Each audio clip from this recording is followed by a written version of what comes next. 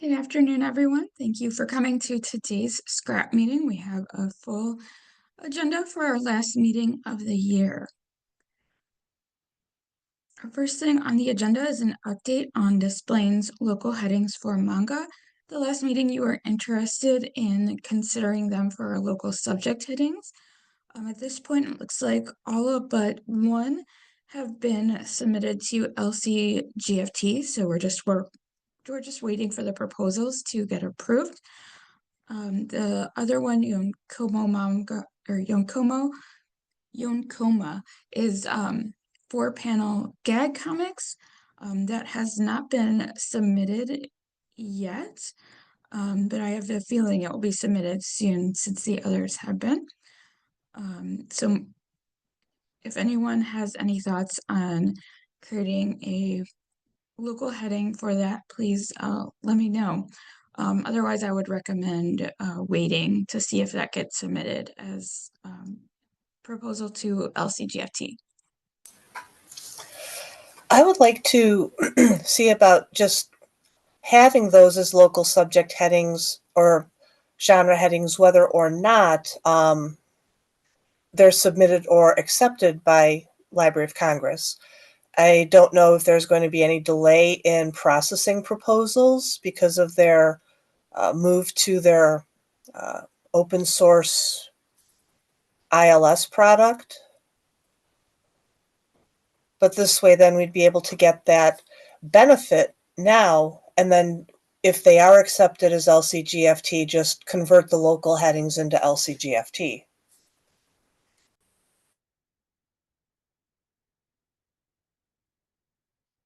So that would be 3 of these headings that are not LCGFT yet: Josai manga, manhwa, and Yonkoma. So I'm not sure I'm pronouncing those right, though. Is anyone else interested in making these local genre headings?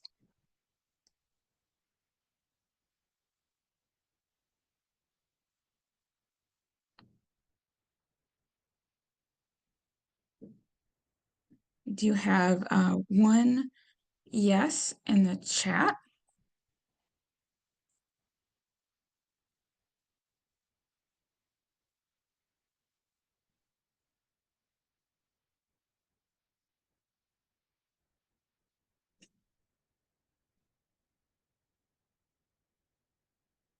Kathy, if you're interested in making a motion, is there anyone that would second the motion with Kathy?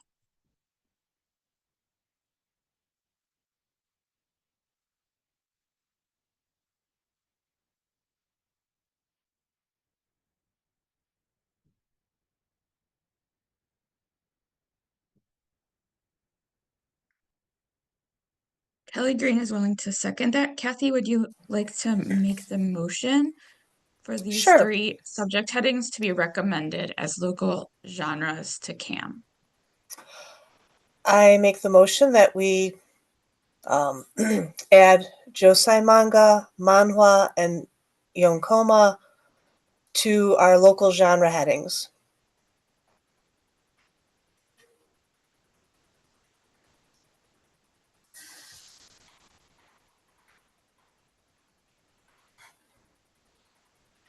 And Kelly typed in the chat that she seconds it.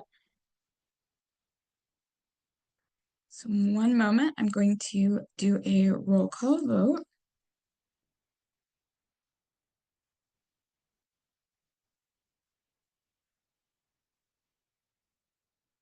So Kelly, you seconded it. I'm gonna write that down. Rachel.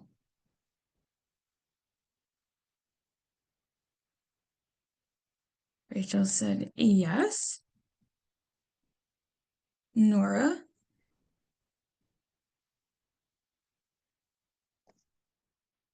Yes.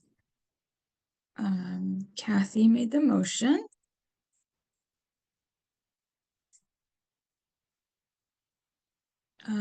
Nancy, let's see. Did Nancy show up today?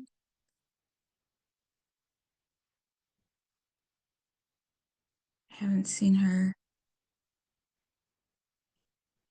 Looks like she is absent.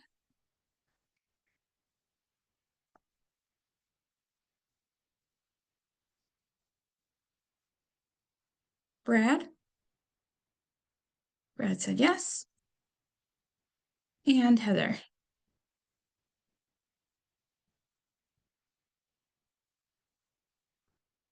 Oh, and there's Nancy. 1 second.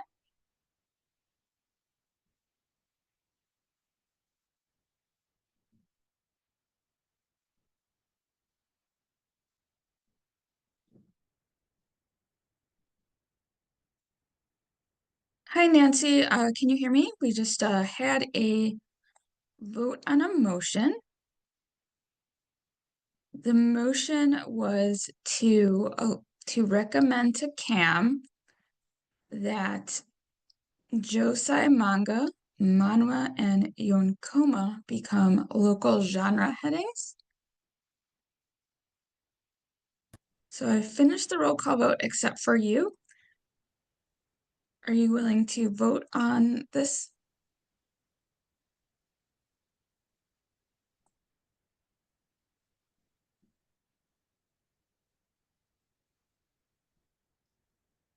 Nancy, can you hear me?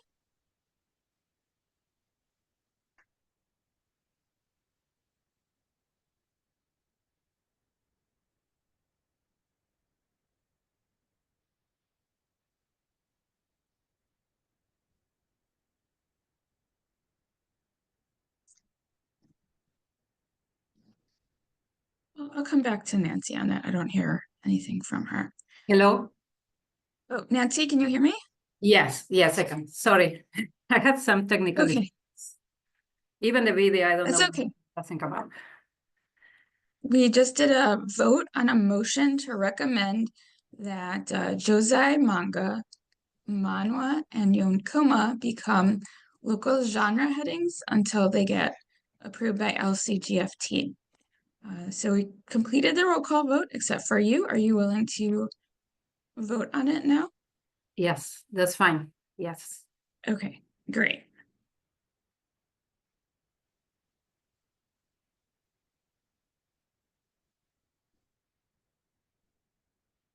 So the next thing on the agenda is the feedback from PASS on youth literacy materials. I included a link to the recording in the agenda. So background on this is that at the last meeting, scrap members did not vote on youth literacy materials because they were concerned that it could be redundant since readers would already be considered youth literacy materials. They asked for feedback from PASS before considering this motion. PASS is supportive of adding the genre heading, but agrees it needs to be tightly scoped in order to be applied effectively. Their suggestion is to apply it to materials intended to teach how to read using phonics or science of reading and teaching concepts as opposed to the content or reading level appropriate materials like readers. So this scope differs from the heading for adult literacy materials, which can be applied to reading level appropriate materials. Does anyone have any thoughts on this and whether we should make the motion to approve this genre heading as a local heading?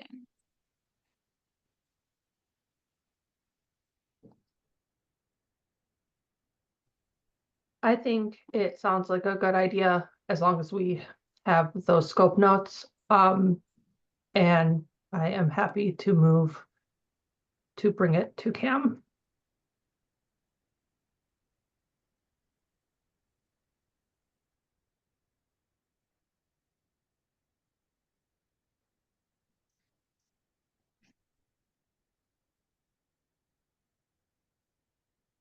Are there any thoughts before we begin the motion? Making sure that we have the scope notes in place. That's going to be important for CAM because that was one of the reasons they kicked it back to us, is we didn't have a clear when to use this genre heading because it can be so broadly applied. We'll make sure that scope notes are added in the authority record for it.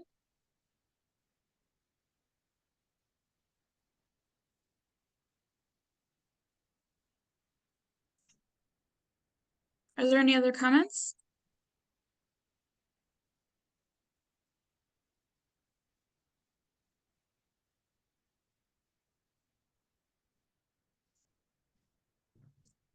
Okay, Nora, would you like to make your official motion? Yeah, well, let me pull this. I move to recommend to CAM that we allow youth literacy materials as a local genre heading with scope notes.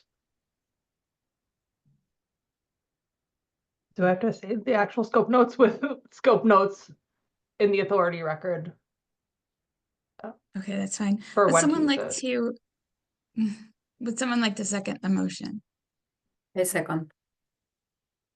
Okay, great. Nancy seconds.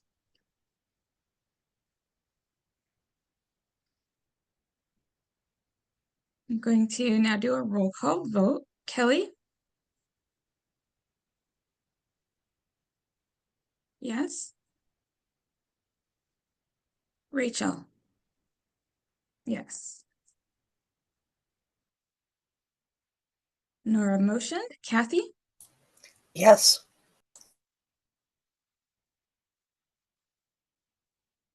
Nancy seconded. Brad? Yes. Sorry, yes. And Heather? Heather said yes in the chat. Great. That motion also passed. Okay, so we have had a lot of comments and discussions submitted on the next topic. It's pretty controversial.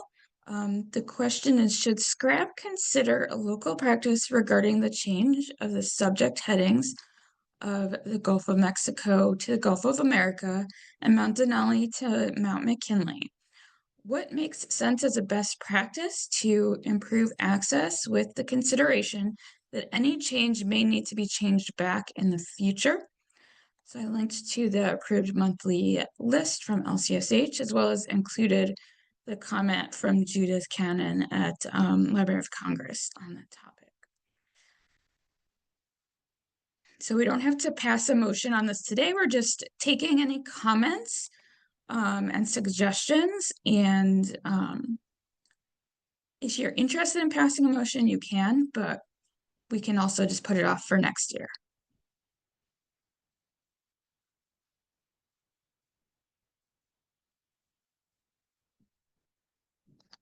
So feel free to unmute yourself. My first like gut reaction is don't change it, right? In terms of access, I feel people who are searching, like in the consciousness, it is Gulf of Mexico. If people are searching, they're searching Gulf of Mexico. That said, things will show up in a 450, etc. But particularly on the sense of any change needing to be changed back, I'm more of a wait and see, and let's just leave it as is for now, and sort of see where things go. One option is to add these headings in a 691, just so that they are there in the record as a second heading without replacing the existing Library of Congress subject headings. I like that. I like that because there's some instances when the 450s are not being used in the catalog, right? In the OPAC, if people search one or the other, the synonyms are not going to count. Is that true? Yeah, Still? having it in the 691 helps to like co-locate all the materials Yeah. so that they can find it properly if they want to click on that link Right, whichever way they search, they should both, in both cases, they should be able to find it. So I like the idea of the 691.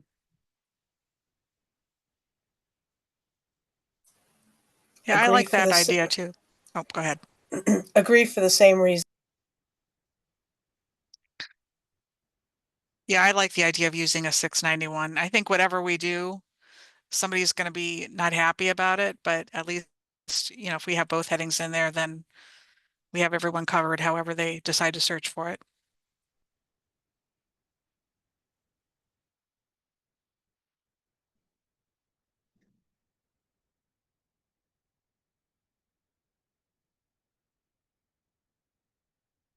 We have some agreements in the chat.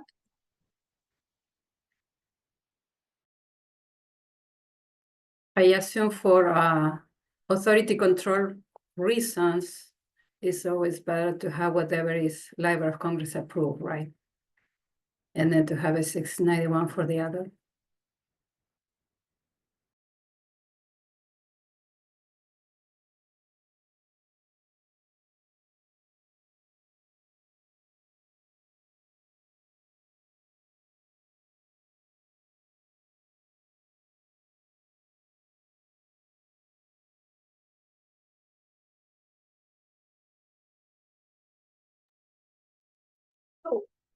Rachel, like what sort of work would that entail on CCS's end of changing the authority to Gulf of America and adding a 691 of Gulf of Mexico versus leaving the current authority and adding a 691 of Gulf of America?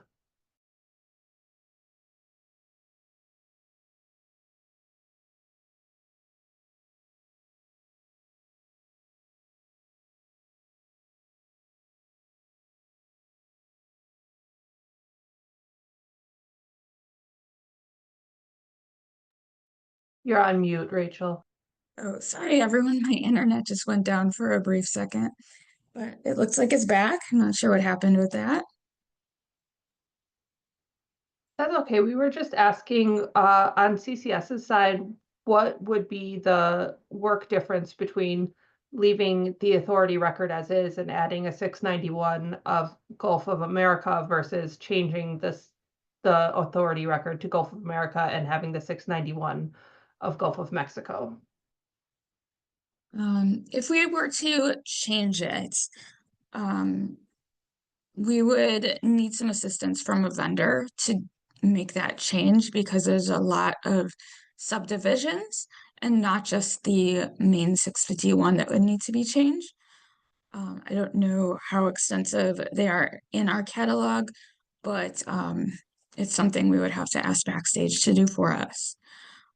So we haven't made our official announcement, but we are going to be working with Backstage for the authorities updates. We just haven't decided when to schedule our back file processing because they have to analyze the whole entire catalog before beginning the regular authority updates. So we'll make that announcement when we have a date. So they would be able to handle something like that for us as part of our regular updates. But the issue for us would be getting approval from the executive committee. If we were to actually make that motion to recommend the change to the subject heading, and to remove the existing Library of Congress subject headings, that would need to go to the executive committee and not just CAM. So they made that decision when we were discussing the immigration headings previously. So So, one concern sorry, that am I understanding correctly that like the right record is Gulf of America, and so if we go with Right. that, then we can just go to CAM to say add a 691 of Gulf of Mexico. But if we opt for the other, then that has to go to executive. Yes, Okay, thank you. that's correct. So CAM can vote on anything that would be adding new headings, but if it's a change to an existing Library of Congress subject heading to remove it, that would need to go to executive committee. One concern that I do have, and we don't know how long this heading will be a Library of Congress subject heading, if it's going to be changed in the future, but I can picture books being published with it as Gulf of America and not Gulf of Mexico. So this would allow those books to be accessible under Gulf of Mexico if we added the 691.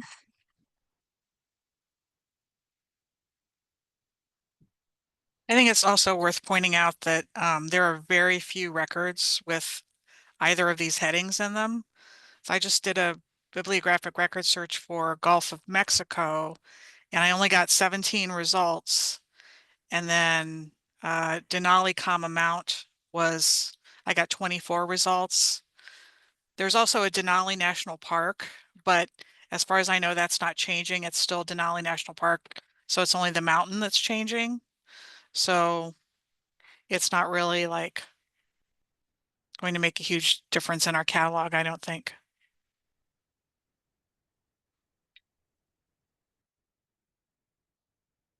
That's a good point. I didn't take time to look that up to see how many records there were.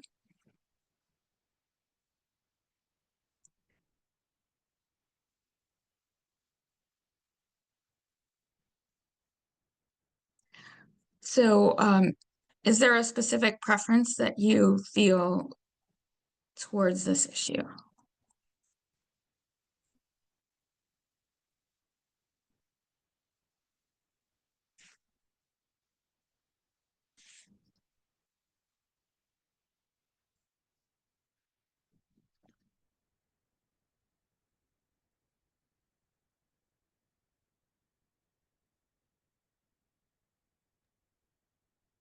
I say just add the 691s. I mean, so whoever's doing authorities would obviously change the 650s to the Library of Congress, but then somebody can volunteer to add 691s to all those records because, and I mean, I'd be willing to do it because there aren't very many.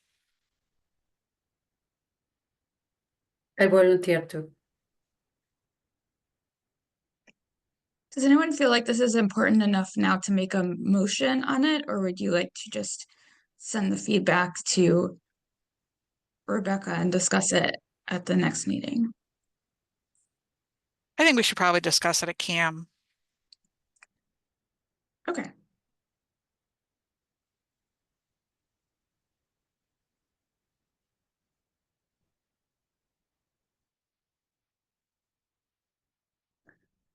Are there any comments, or should we move on to the next topic?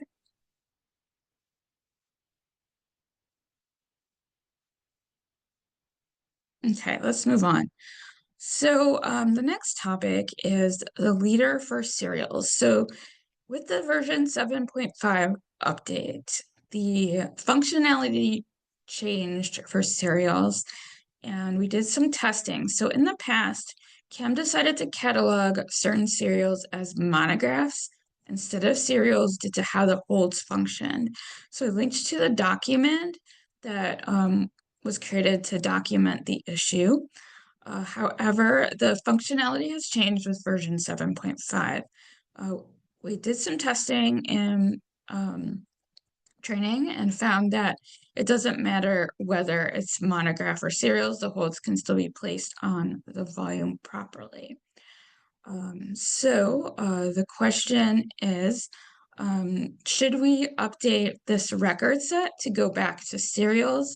I didn't see this in the wiki as a local practice, so it was never like, I guess, officially added to it. So I'm not sure if this would require a motion or not, but it looks like the bug has been fixed. If the bug has been fixed, I think we should set the serial records back to serial records. I think with newer libraries coming in, having our records follow what national practice would be rather than a local exception that we haven't even documented would be far less confusing and ensure greater integrity of our database. I agree. It would definitely be easier for any new records that are loaded for the new libraries to be able to deduplicate them.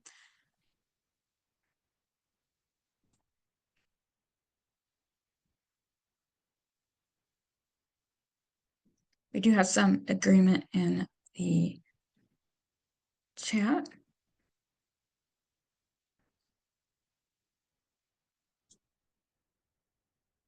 I'm not sure if a motion needs to be made on this since it's not in the wiki yet. Does anyone feel like we need a motion on it, or if I should just make the change and announce it?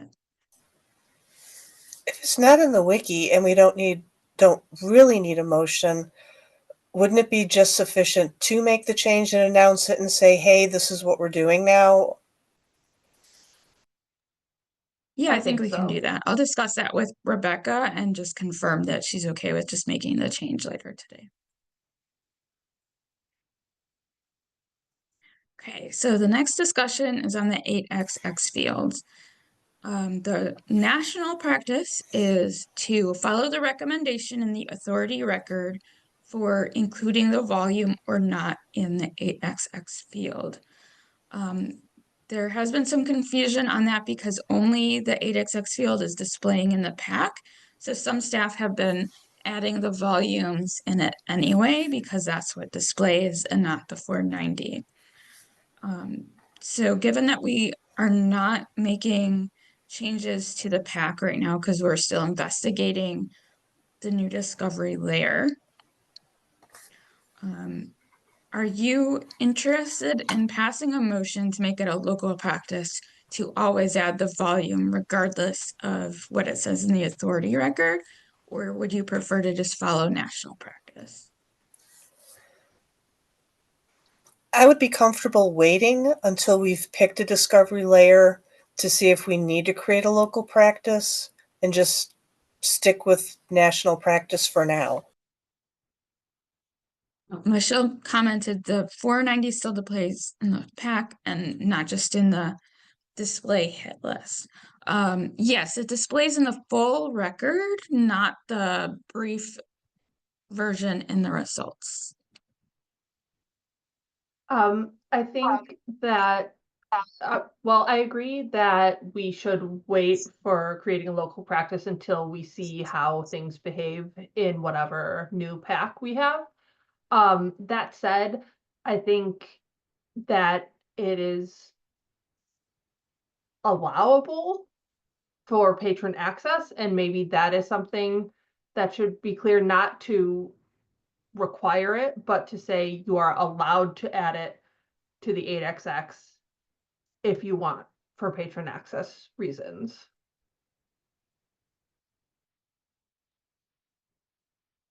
Agree. With how long it might take for authority record to get updated? Brad, Yes. I can't hear you very Sorry. well. Can you try to talk louder? I agree. We should probably go ahead and wait, but I'll make it allowable because it is really, really helpful, because otherwise if there's a book with 60 different volumes and then the person doesn't know or doesn't have the book in front of them to check, now they have to look through each individual item record. It really is a patron access point issue as far as I think, to maybe allow it in the meantime. Michelle typed in the chat a comment about John's comment, John LaValle's comment on the pass vote from 2019 to not index the volume. So they weren't concerned about it. So while it's not indexed, it still helps with the display in order to be able to identify which is the correct volume for placing a hold. But it's not necessarily it's not working with the hold mechanism, since the hold mechanism works with the item record. And Heather commented that the public service staff are concerned about having volume information available. So from what I hear, everyone wants to wait until we've made the decision on the discovery layer and the functionality, but still allow anyone to put the volume there using their own cataloger's judgment if they feel it's important. But it doesn't necessarily need to be in motion. We're not requiring the change. Or do you feel that this should be a motion at the moment?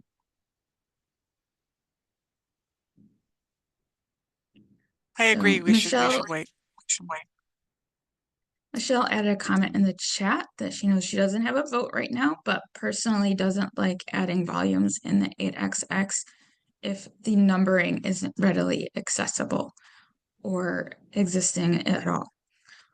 So it's a bit of extra work for the cataloger, and she's not quite sure if it's accurate when it's not existing.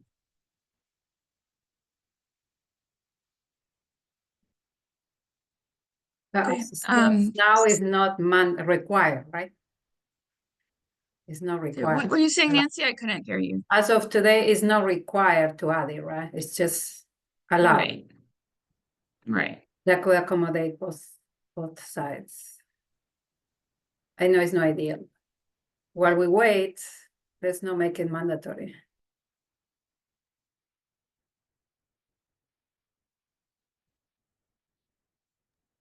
In the meantime, people are adding it. Is that technically not allowed by current rules? It's not the national practice to do so, but I don't think we should say it's not allowed because Okay. I think it's still useful for those who want it to be there. So Yeah, I then think I we think we could, can move forward without a motion. okay. Yeah, I think it makes sense to not have a motion and just say if you want to add it, it's your decision to do it. And if you don't, then you don't have to take the time to do it.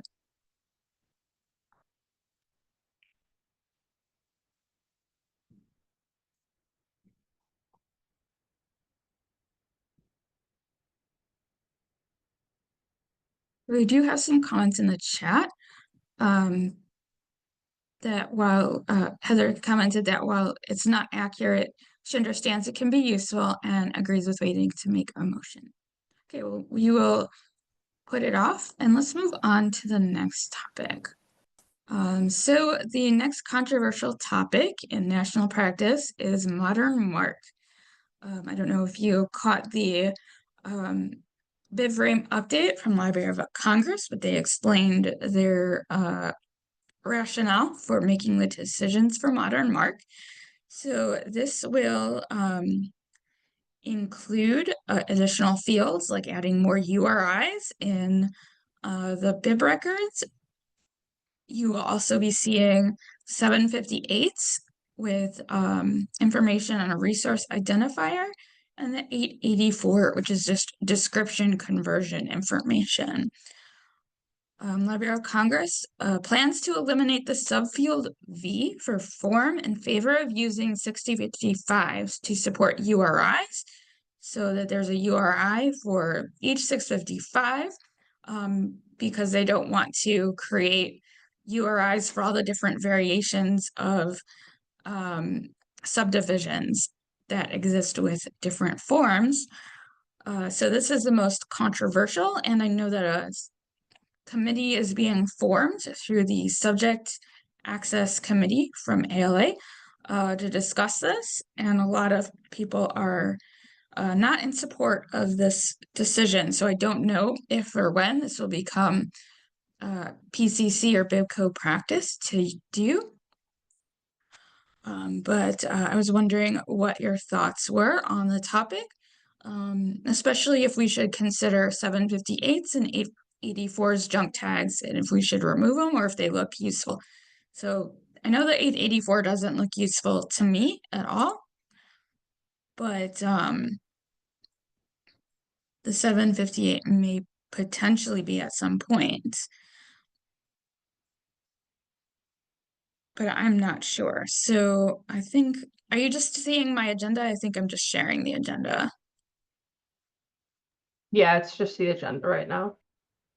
All right, one second. Let me switch screens. Okay, so this is the page on the 758. And well, it has a registry information for an element. I'm not sure what that says. I haven't looked that up, but it does have information related to the work that could be potentially useful, even though it's a resource identifier. But I could see this going in another field, like a 700 field instead of a 758. So I'm not sure if the 758 is necessary or if it seems redundant. So I we could do see have some- a comment. Oh, Nora? I was just gonna say I could see some potential value in the 758, and so I would be in favor of leaving that in. But the 884 does not seem useful to me. We do have a comment from Adrienne in the chat. She's on the PCC IMAC committee, and she thinks that the 758 and subfields 1 and 0 will be useful.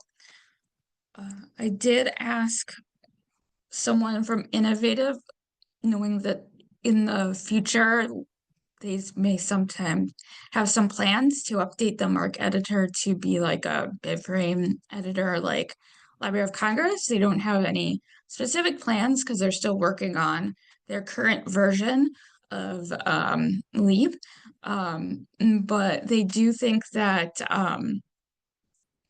leaving in any URIs could be like an investment in the future in case they make any changes to how linked data works in the system. So I do think it could be useful to leave any URIs in the records.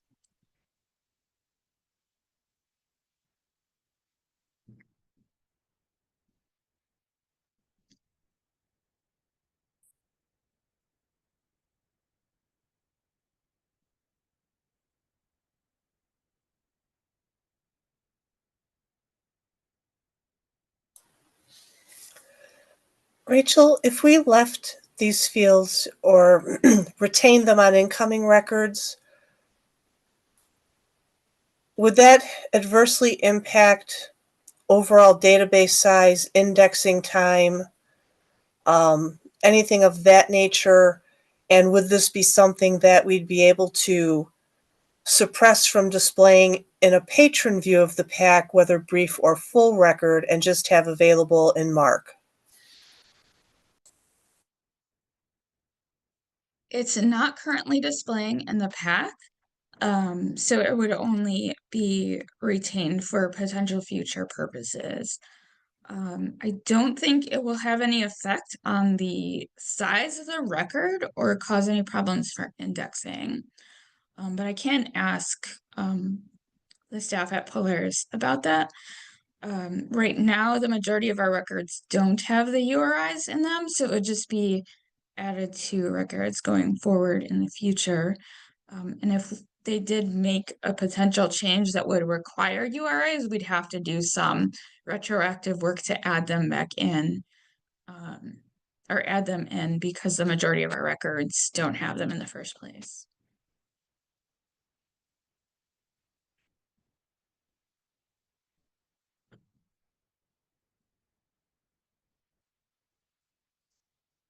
We do have some more comments about leaving the URIs in. So I don't think it's something we should remove either, and recommend leaving them in. Sounds like the 758 could potentially be useful in the future.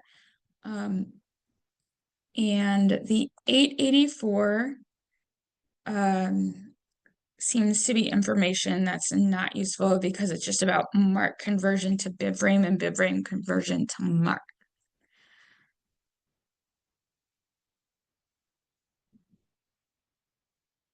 So I think if you would want to make a motion to consider it a junk tag and have it removed, we could see if we can add that to the list of tags removed in the system administration settings when records are imported.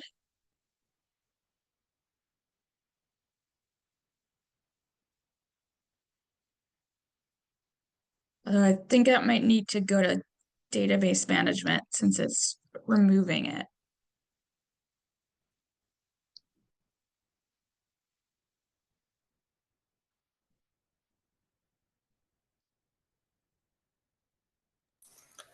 That would then be scrapped to CAM to database management? Or scrapped to database management?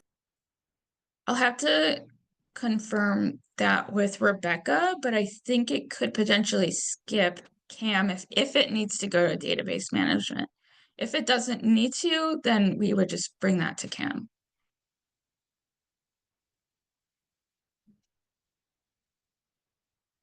In the chat, Heather would like to motion to add 884 to the list of junk tags, and Nora would like to second it. So I'm going to now do a roll call vote. 1 second while I bring up my spreadsheet.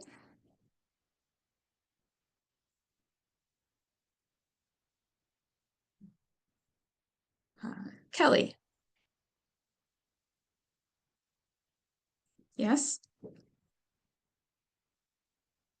Rachel. Yes.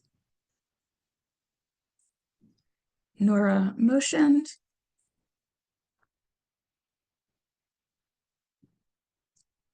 Kathy. Yes.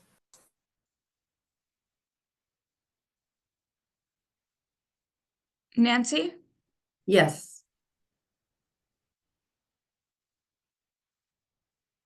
Brad. Yes.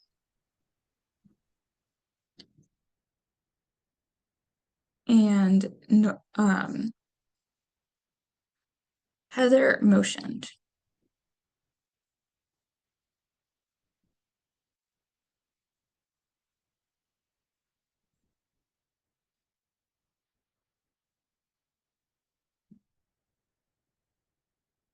Okay, the motion passed.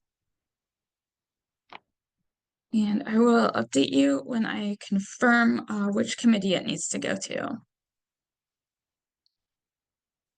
Okay, so the next thing on that list is that subfield V issue. I know there's a lot of national discussion about that, and I was wondering if you had any thoughts about it.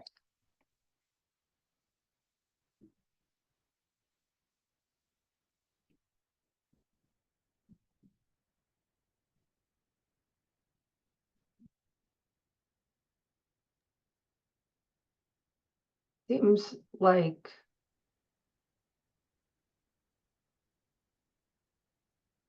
I could see where they're coming from for the future, but with the way things actually work now and how people interact with records and catalogs now, it does more harm than good.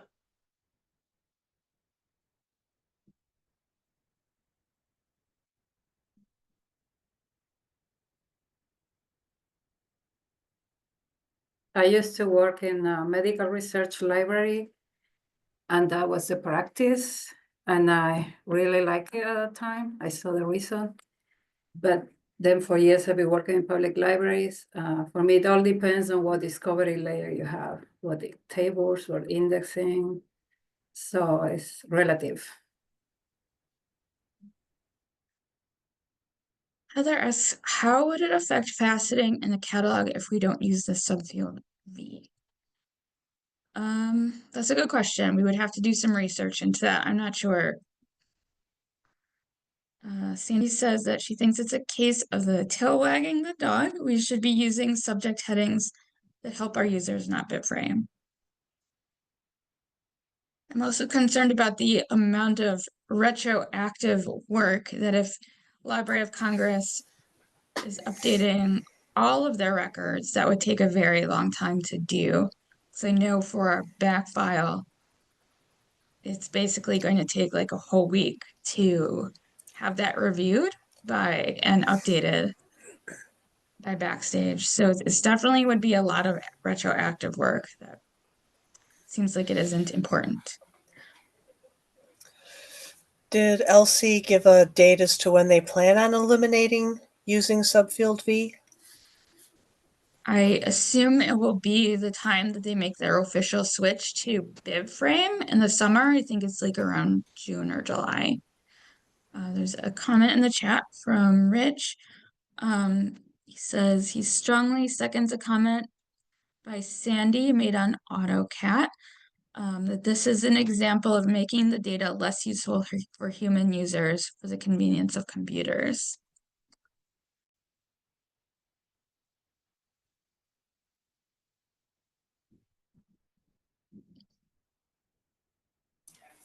I think we all are in agreement that it's not the best change to make, and it does sound like it's controversial nationally.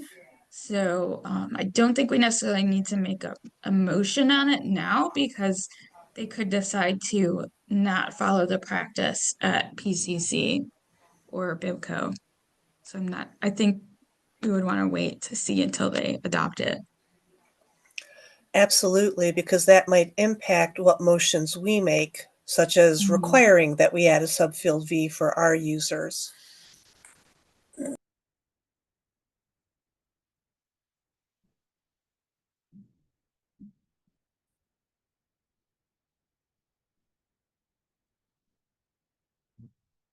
Are there any other comments on this topic?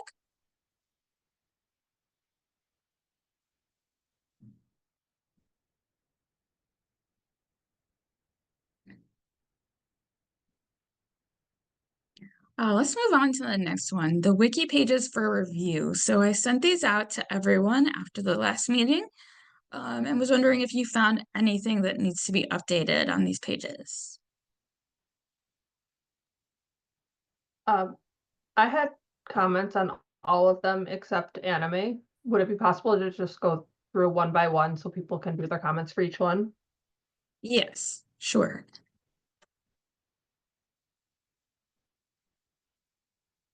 I will share my screen 1 second.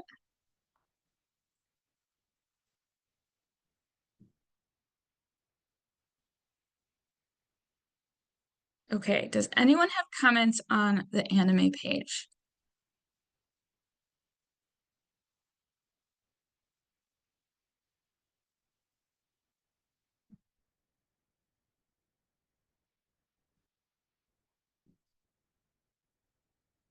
Okay, I don't hear any comments on the, oh, there's one in the chat. No. Okay, let's move on to the next page. Authorized access points for musical works. So for Are there this any one, comments? I think the examples are really good, but I did find the wording at the top confusing. Okay, It says, if a sound recording containing works by different persons or bodies has a collective title, enter it under the heading for the person or body represented as principal performer. I think maybe there needs to be wording there saying if there's not a principal performer, just enter it under the title, which is shown in the examples below, but it's just not called out in the words at the top. And I thought that those should maybe Right. be a little more parallel. Okay, that makes sense. Yeah. Are there any other comments on this page?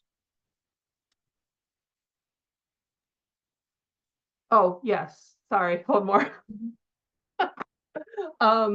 I just wasn't sure if we wanted to add to this page, mentioning putting other performers in a 7XX field.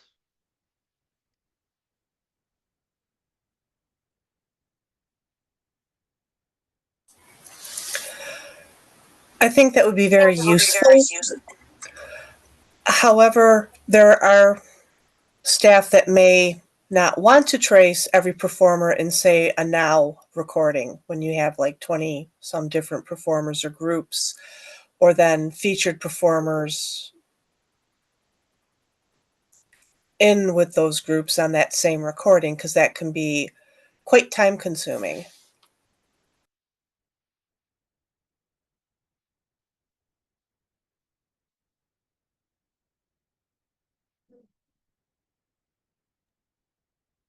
Do you think it would be helpful to include the information not as a requirement, but a suggestion? Or just leave it as is?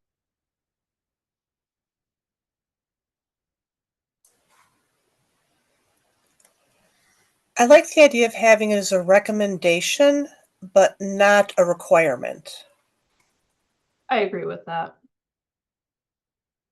Yeah, I think we can add that to the page without passing a motion, because it's kind of like general national practice to use your own cataloger's judgment to add the other performers in the 700s.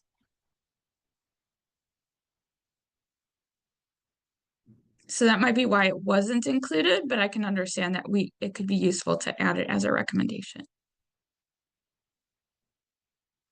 Are there any other comments on this page? Okay. Character headings.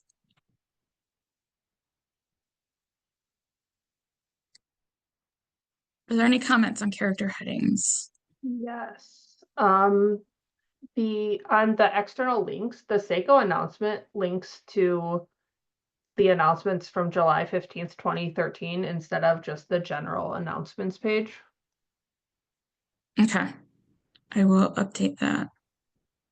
And I also thought we should add a link to H1430 on the side because it's called out in the wording, but Okay. not linked at the side like the others. Sure, we can do that.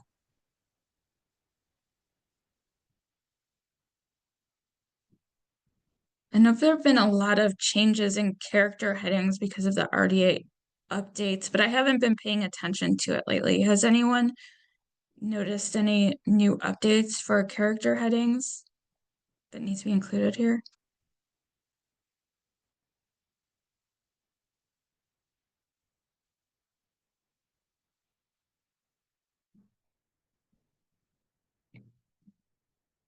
Are there any other comments on this page? Okay. Let's move on to children's subject headings.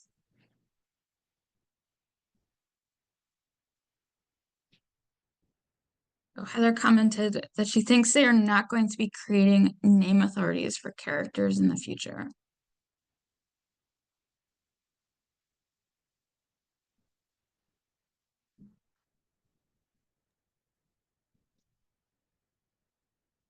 I think I did hear that too in a webinar, but I don't remember which one it was.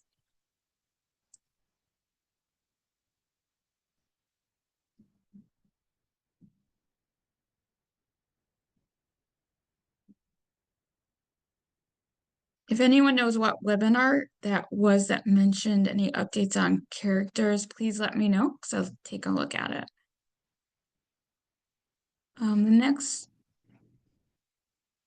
The next one is children's subject headings. Are there any comments on children's subject headings? Yes, the external link does not actually link to the children's subject headings. It links to the regular LCSH. So that just needs to be updated. And then I thought in the specifics, the specimens section, I wasn't sure if just formatting wise, if it would cause any confusion that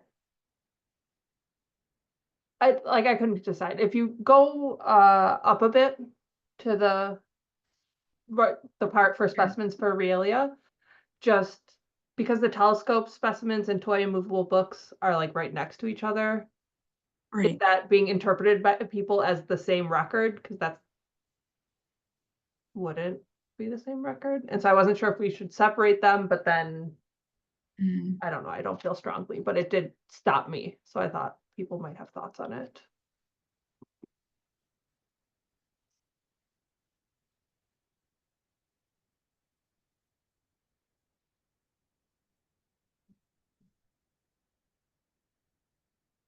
I could add something like example 1 and example 2 in there. Yeah, I think that Um, could help. See. Oh, I see. There was a comment about board books. I did update this part with LCGFT, but didn't update this section on genre headings. So I can remove that.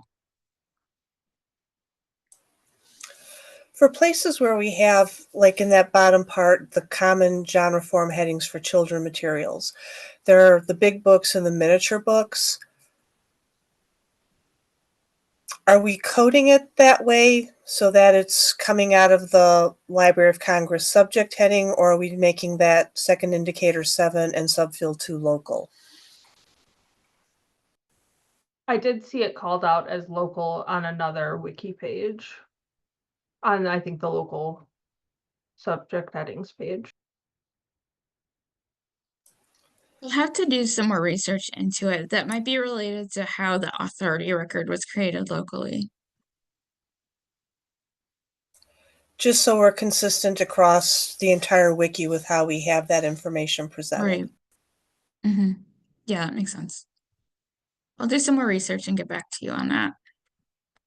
Are there any other comments on the children's subject heading page?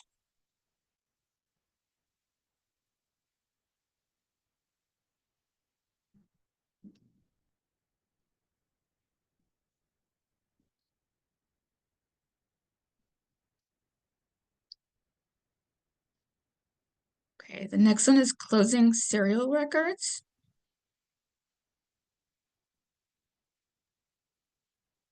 For this, my comment is just, so there's the linked concert cataloging manual. There's Yes. no pages in it, so I would just change how it says like module 16, page 20, what have you, just change how that is done because pages must have been in a former Sure. version. Sure, I can do that. Are there any other comments on this page?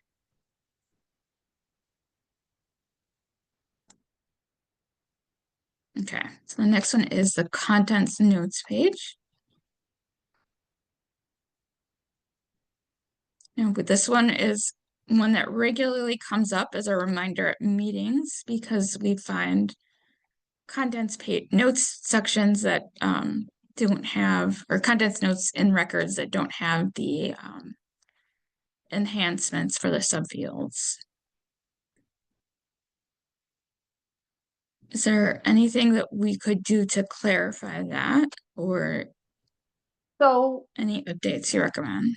for the ones that say content notes are required for the following, does that mean enhanced content notes are required or just content notes are required and we prefer that you enhance them? Because that was unclear to me based on how it's written.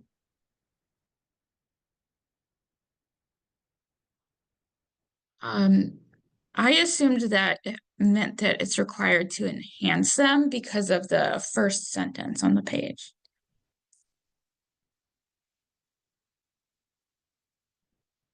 I think I might call out in the little like bolded part, say enhanced content notes are required for the following. Yeah, I agree with Michelle. The whenever possible made it sound to me like maybe it was optional and you just have to have content notes for all of these. Absolutely, because on our bibliographic input standards page, when we're looking at contents notes, it says enhanced 505 is core for the list of materials on the contents notes page. So if we're stating it's core and required for that, then we need to have it on the page that these are when it's core and required. Great.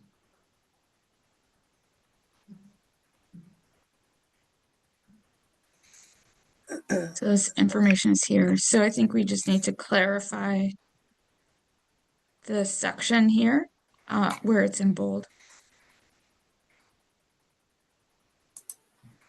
I also am betraying my ignorance here, but like when it says plays, does that mean you need to have a content note for a volume that is a single play or a collection of plays? I think it means a collection of plays. Yeah, I think That it's a made more collection of sense to plays. me. So I think we should clarify that for plays and fairy Mm-hmm. tales, because I'm like, why would you need a content note for like Little Red Riding Hood? Right. So I think clarifying that those are for collections would be helpful. And then having song titles as the bullet doesn't sit quite right for me, because we're not putting content notes in the song titles. The song titles are in the content notes. So I think it might be better to call out music CDs, sheet music, or like music media, including CDs, LPs, whatever, and sheet music. I think there, when we're calling it out, we also need to take into consideration that a single recording of a Beethoven symphony may not require a contents note, unless maybe you've got different performers or soloists versus, or the sheet music for that matter, versus Yo-Yo Ma doing a collection of things.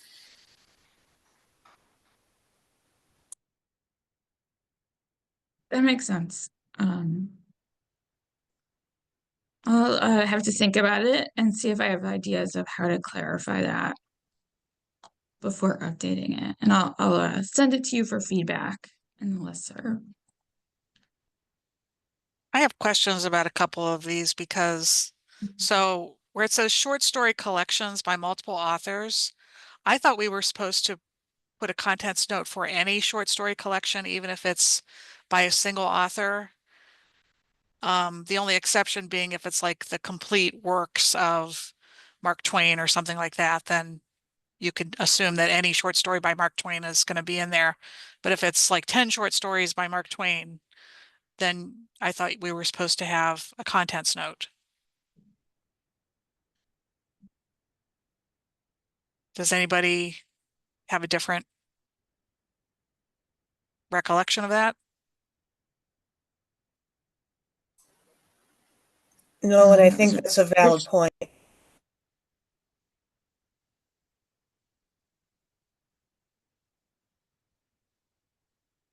I think that I'm wondering if what it's saying is that the enhanced contents note would be helpful to have the subfields to separate the titles from the authors for indexing purposes so that it can be found that way and not just as a keyword.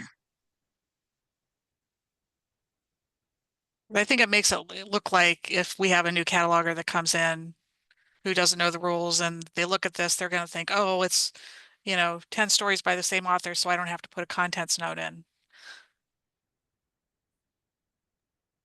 I think if there's different rules about enhancement, maybe we need a third section. So enhanced content notes are required for the following, what's the word? Basic content notes are acceptable for the following, and content notes are not required for the following. Or we could just say, just enhance anything you're putting in content notes in. I was thinking it was national practice to use contents notes for short stories It as is, but long as the occasionally yeah, it is, but occasionally you come across like a record that doesn't have them. Mhm. I mean, I've had a few instances where I've come across a record in our catalog that didn't have a contents note, so I added one. I know that there is general concern about not replicating national practice in the wiki, because that's not what the wiki is for. At the same time, I do think, I forget who stated it, but we have to think about a new cataloger coming into the consortium and being told, okay, here's the wiki of what we should be doing. And if you can read it and interpret it as, short story collections by multiple authors, that could be interpreted as, oh, that's our local practice. Right. And so I think for something like this, having the national practice specifically written is helpful for interpretation by people who are using this as a resource and, haven't been party to the discussions over the years. Absolutely. I think looking at training is something that we do need to do unless we are going to be prepared to have significant cataloging training as part of things that CAM is or Scrap is going to be taking on. I know for my own hiring, it's been getting more difficult to get experienced catalogers who know what national practice is. I'm drawing LTA candidates, library school graduates, library school attendees. So we're not looking at the same knowledge base we once had. I think people with more experience might be moving into the private sector where the money is versus staying in libraries and making that contribution. So I like your idea, Nora, that in the contents notes page we have all three of those cases, when enhanced or required, when we can use just a contents note, and when we're not requiring it at all.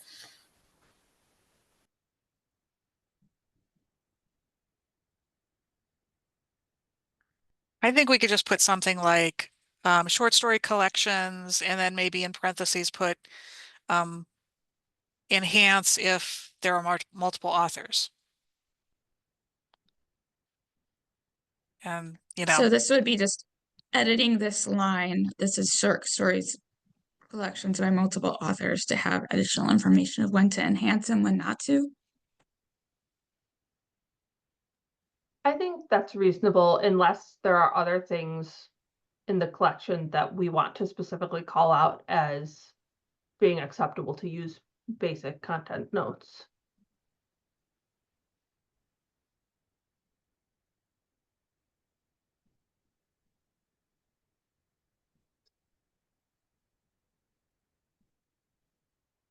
Okay, that makes sense. If you think of anything else that would need like a separate section to call out national practice, you can just email me and let me know. there's one other thing, and maybe this is like a rule that changed when we went to Polaris, because I wasn't working in CCS at the time, but I seem to remember there used to be a rule that if there were more than 100 items, so for example, if you had one of those music books that has sheet music and it's like more than 100 songs, then you didn't have to put in a full contents note. So it was only for things up to 100 titles.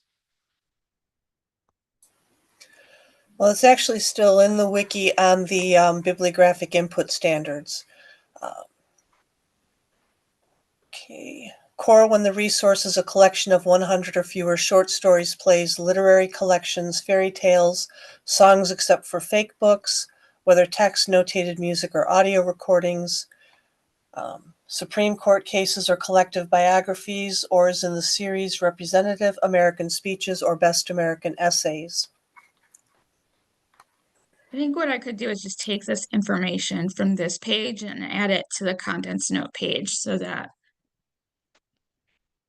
it's cohesive on both pages.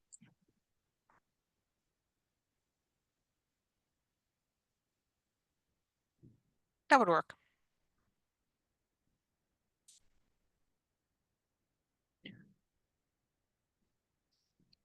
Anything else for the contents notes page?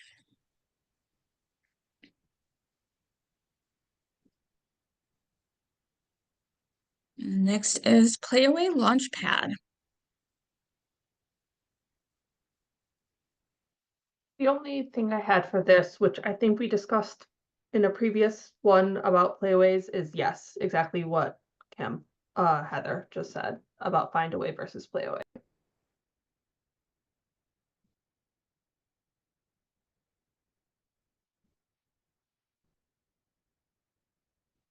So the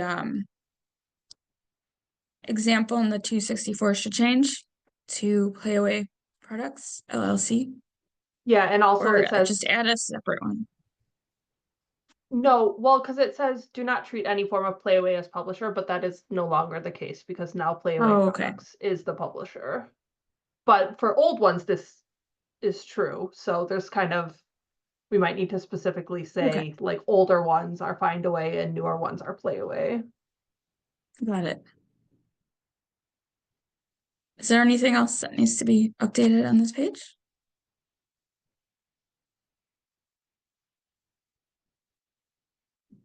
Okay, great. Let's move on to the next topic. So,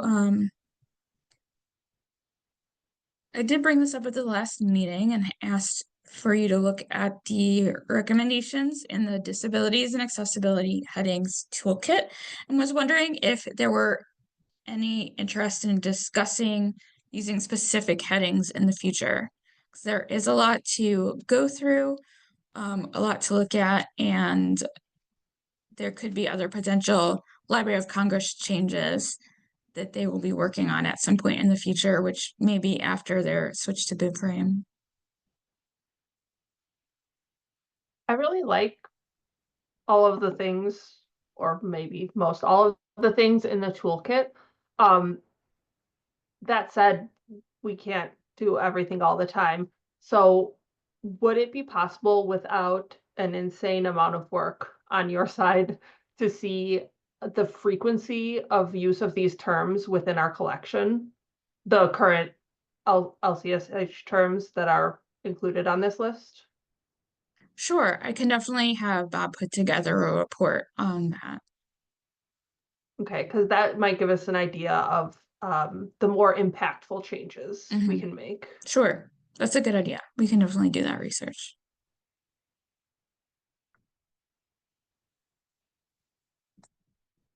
Are there any other comments on this?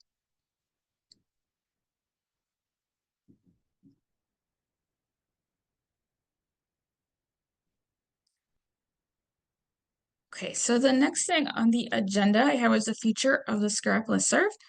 I did have a discussion with Deborah a long time ago, in which she wanted us to think about the usage of the scrap listserv when scrap members leave. We still have been leaving them in the listserv and not removing them. So the list of listserv members has gotten long and we don't regularly update it other than adding new members when new members become scrap members. Deborah was wondering how you feel about the idea of having all scrap discussions on the CAS listserv versus having a separate listserv for just scrap discussions. Do you feel comfortable having everyone that's on the CAS listserv be privy to your discussions? Or do you want to continue to use the scrap listserv for them?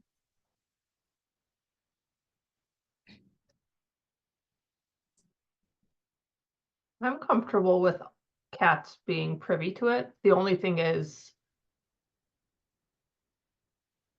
cats comfortable with the increase in volume of emails? Because, it might be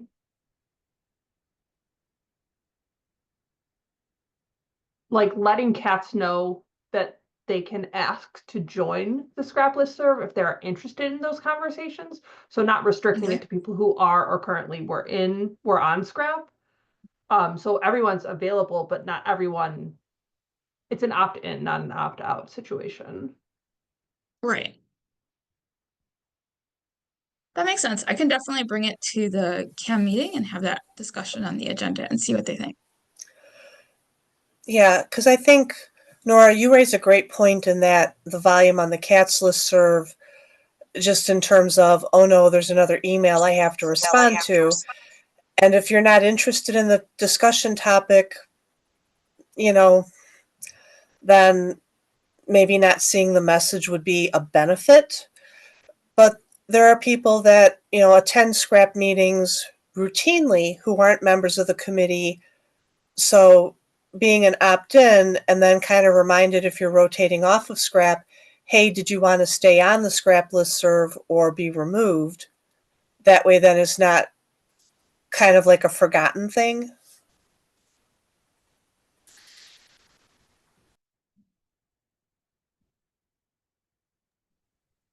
Yeah, I think a lot of people on the CATS listserv might not want to be getting scrap emails.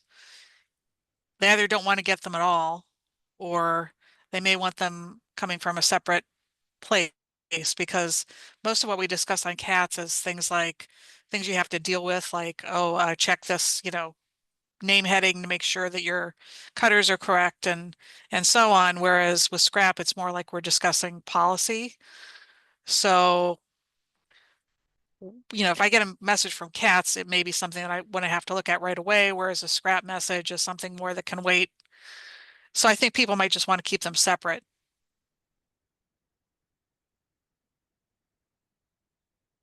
That makes sense. I can do a poll and have a discussion at the CATS listserv to see what options everyone's interested in. I'm gonna move on to the next item on the agenda. It's just a preview of next year. It's the nomination time again, and we will need at least 2 to 3 new members. So if you're here at this meeting and really like being part of the scrap meetings, please consider nominating yourself if you're not a voting member. Even if you were in a previous member, you are still eligible to nominate yourself this year. And if any of you are interested in coming back as a scrap member, please do submit your name to be nominated. You can also ask your director to nominate yourself, because we need to know how many people are interested in continuing on as a scrap member for next year. We do have a lot of interesting things that are coming up that we can discuss for the next fiscal year. So we're going to continue our review of the wiki pages. And once I know who our new scrap members are, I'll be sending out the list for them to review for the next meeting. We will be coming back to the discussion on the disability and accessibility headings after I create or have Bob create a report on terms that are used by the patrons when searching. We also have the option with Backstage being our new vendor. They have created a crosswalk or mapping of how they decided to update Indigenous peoples headings. So we can review their documentation and see if we're interested in doing any variation on that, either replacing or just adding in new headings while keeping the Library of Congress headings the same. And there was also a new OLAC best practices document that was created that we can review to see if we need to update any of our wiki pages to follow the best practices. So I believe that's on content carriers like Tony's and probably like Vox and Wonder Books too. So those should be interesting documents to review. So I think we're going to have a very full year of potential practices that we could review and do research in to see if we want to adopt any new local practices.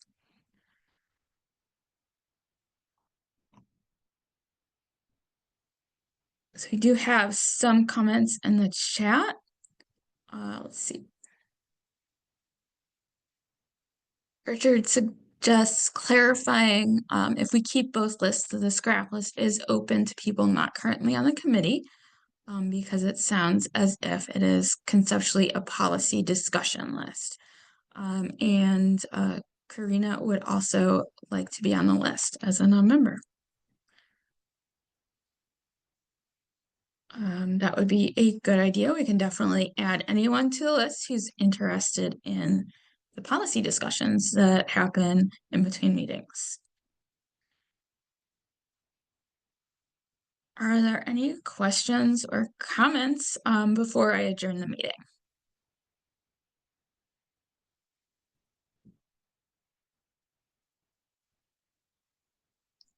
Oh, one other thing, I haven't sent out the email reminder yet, but we do need 3 new CAM officers. So if any of you are interested, our chair-elect dropped out due to getting a different job. So we'll need to fill both the chair-elect position and the secretary position for next year. So please do think about it. All of you would be great candidates for any of those positions.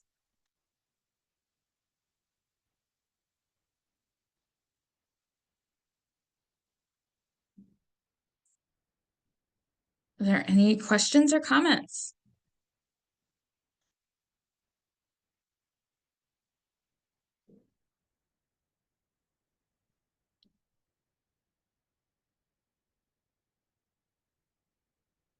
All right, I'm going to be updating the wiki as soon as I have time and sending anything out for you to review before I send the update to Cass, and we can adjourn the meeting.